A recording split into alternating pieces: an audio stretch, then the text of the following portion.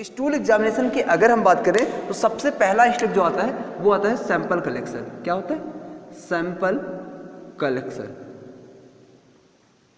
अब ये sample collection क्या होता है? देखिए, जैसे ही आप कोई भी डायग्नोसिस करने जाते हैं तो आपको सैंपल कलेक्शन सबसे पहले पढ़ना पड़ता है। तो मैं आपको यहाँ पे सैंपल कलेक्शन के बारे में बता रहा हूँ कि स्टूल जो होता है, स्टूल जब आप एग्जामिन करने जाते हैं, नॉट ओनली स्टूल, कोई भी सैंपल, कोई भी आप जांच करने जाते हैं तो उसके लिए एक सैंपल चाहिए होता है। तो स्टूल एग्जामिनेशन के लिए आपको सैंपल कलेक्शन करना पड़ता है और सैंपल कलेक्शन पेशेंट करता है, बस आपको पेशेंट को एडवाइस देना होता है। तो अगर हम स्टूल सैंपल के सैंपल कलेक्शन की बात करें तो सैंपल कलेक्शन कैसे करते हैं वो बातें मैं आपको यहाँ पे एक्सप्लेन कर रहा हूँ। बेशक आपको कलेक्शन ना करना हो, कलेक्शन आपको पेशेंट करके ला के देता हो, लेकिन उसके लिए एक निश्चित गाइडलाइंस होती है, एडवाइस होती है। वो एडवाइस कैसे दी जाती है, क्या की जाती है, उसके लिए मैं आपको यहाँ पे बताने वाला हूँ। तो चलिए देखिए, स्टूल कलेक्शन बेसिकली एक वाइड माउथ कंटेनर में किए जाते हैं।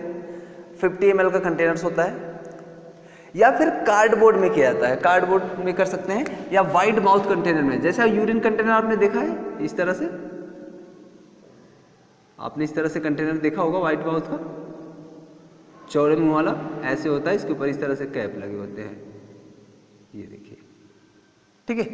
तो वाइड माउथ कंटेनर में स्टूल का एग्जामिनेशन किया जाता है बेसिकली। ये देख सकते हैं आप, ये लगभग 50 ml इसकी वॉल्यूम होता है। 50 ml इसमें मेजर किया जा सकता है, कितना? 50 ml।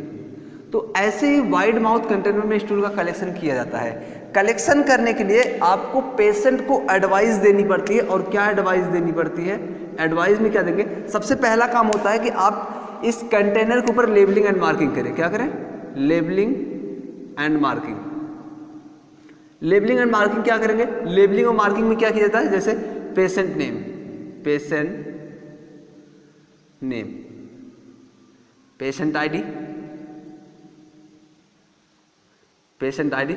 अब ये आईडी अपने लैब में जनरेट करते हैं। जब डॉक्टर आपके पास कोई पेशेंट भेजता है तो अपने एक आपके पास सिस्टम होता है या फिर आपके पास रजिस्टर्ड होता है, उसमें एंट्री करते हैं तो एक पेशेंट आईडी आपके पास जनरेट होती है।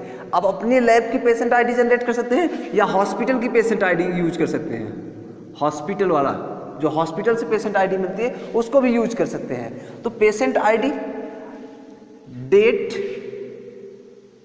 एंड टाइम, ये 3 मोस्ट चीजें, और सेक्स, दैट मीन्स जेंडर्स कह सकते हैं, मेल है या फीमेल है, ठीक है। ये 3 से 4 चीजें, patient name, patient ID, date, sample collections and gender, that means male है या फीमेल है, ये चारों चीजें इस बॉक्स पे, इस कंटेनर के ऊपर जो आप पेशेंट को दे रहे हैं, इस कंटेनर के ऊपर लेबलिंग करेंगे। ये 4 चीजें, क्या?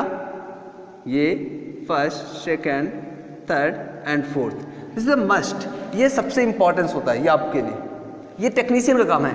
ये लेबलिंग करने के बाद अब आप ये कंटेनर पेशेंट को देते हैं। किसको देते हैं? पेशेंट को।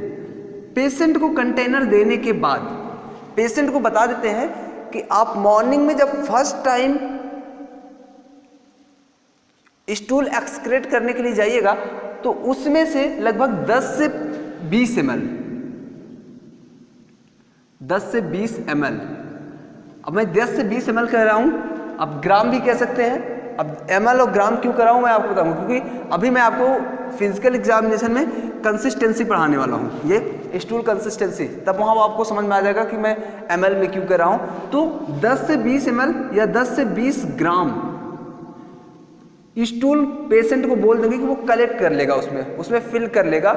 और कलेक्शन करते वक्त इस बात का ध्यान रखिए कि जिस पार्ट में म्यूकस आया हो या जिस पार्ट में ब्लड आया हो उस पार्ट को कलेक्ट करें। पेशेंट को एडवाइस करेंगे कि जब स्टूल एक्सक्रेट करेगा, बाहर निकालेगा, बाहर निकालने के बाद उसमें से 10 से 20 ml या 10 से 20 ग्राम स्टूल कलेक्ट करना है। और कलेक्शन के वक्त इस बात का ध्यान दें कि जिस स्टूल के जिस पार्ट में, जैसे स्टूल एक्सक्रेट किया, स्टूल के जिस पार्ट में म्यूकस आया हो या फिर ब्लड आया हो उस पार्ट को कलेक्ट करें, क्योंकि पूरा स्टूल तो कलेक्ट नहीं करना है, कलेक्ट तो 10 से 20 ml ही करना है। तो जिस पार्ट में ब्लड आया हो या म्यूकस आया हो उसी पार्ट को इस कंटेनर में कलेक्ट कर लेगा। कलेक्शन को वक्त इस बात का ध्यान देना चाहिए कि जो स्टूल होता है, क्या? Stool, that means faecal material, वो किसी भी तरीके से यूरिन से कंटामिनेटेड ना हो, दैट मीन्स स्टूल में यूरिन ना मिलने पाए। पेशेंट को इस बात का प्रॉपर एडवाइस देंगे कि जब आप स्टूल कलेक्ट करने जाएंगे तो स्टूल कलेक्ट करते वक्त आप इस बात का ध्यान दें कि स्टूल और यूरिन एक साथ ना मिलने पाए, अदरवाइज रिपोर्टिंग सही नहीं हो सकती। यूरिन के मिलने से बहुत सारे यूरिनरी ट्रैक के माइक्रो ऑर्गेनिज्म भी स्टूल में आ जाएंगे, जिससे कि गलत रिपोर्टिंग हो जाएगी। इसीलिए किसी भी तरीके से स्टूल में यूरिन नहीं मिलना चाहिए, इस बात का पूरा ध्यान रखना चाहिए। दूसरी चीज़ जो पेशेंट को एडवाइस करेंगे वो ये होता है कि जब स्टूल कलेक्ट कर ले तो जब उसके कैप को ओपन करेगा तो कैप को बहुत समय तक ओपन करके ना रखे, ड्राई ना होने पाए स्टूल कलेक्ट करे और तुरंत उसके ऊपर कैप लगा देना चाहिए। इन सब बातों को पेशेंट को ये सारे इंस्ट्रक्शंस देने के बाद ही पेशेंट को कंटेनर दे दे और पेशेंट कलेक्ट करके ले आएगा।